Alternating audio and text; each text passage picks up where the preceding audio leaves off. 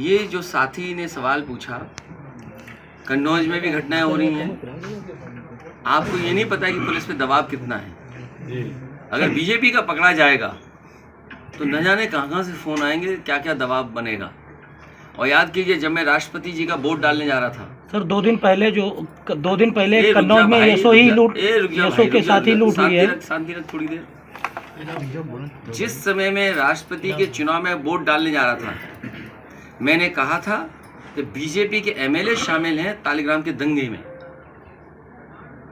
और सच्चाई वो सामने आई। मुझे खुशी इस बात की कि सभी पकड़े गए और वो पर्दाफाश हुआ, साजिश थी वो।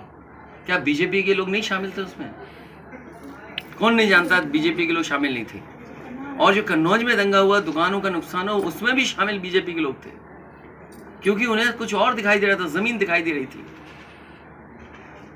किसी ने मदद की जो मुसलमान भाइयों का नुकसान हुआ? समाजवादी पार्टी ने मदद की। और हम आज भी कहते हैं, किसी का नुकसान होगा, कोई अपमानित होगा, तो समाजवादी लोग उसके साथ खड़े दिखाई देंगे। भैया 2 दिन पहले और अरे रुक जा भाई, असली बात तो कहने दे। कानून व्यवस्था तब सुधरेगी जब सरकार खुद स्वीकार करेगी कानून व्यवस्था खराब है। बताओ, बेटियों के साथ क्या हो रहा है, महिलाओं के साथ क्या हो रहा है। कहीं सूटकेस में मिलने, कहीं कैसे काट काट के हत्याएं हो रही हैं। किस शहर की बताऊं मैं घटना? आजमगढ़ की बताऊं, कानपुर की बताऊं, आपको नोएडा की बताऊं, मथुरा की बताऊं, कन्नौज की आप जानते हैं, लखनऊ की बताऊं मैं? आप देख लीजिए, जब से बीजेपी की सरकार आई, कितनी बेटियां असुरक्षित हैं, महिलाएं असुरक्षित हैं। और इसलिए हैं क्योंकि सरकार खुद स्वीकार नहीं कर रही है कि कानून व्यवस्था खराब है, इसीलिए अधिकारी मनमर्जी कर रहे हैं। जिस दिन सरकार स्वीकार करेगी लॉ एंड ऑर्डर खराब है, उसी दिन लॉ एंड ऑर्डर ठीक हो जाएगा। सरकार लगी है अन्याय कराने में। जहां चुनाव होगा, प्रधान जी को पकड़ लाओ, चुनाव है, समाजवादी कार्यकर्ता पकड़ लाओ। क्या कोई कल्पना कर सकता है आजम खान साहब इतने मुकदमे लगे हों? आप बताइए, दीपक यादव झांसी में जेल चले गए, क्या नहीं दिखाई दे रहा लोगों को?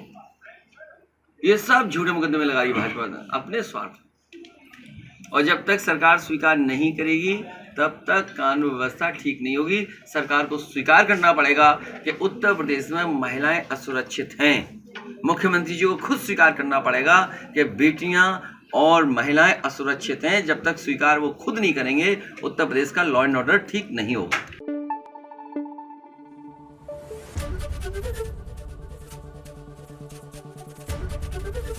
एबीपी गंगा, खबर आपकी, जुबान आपकी।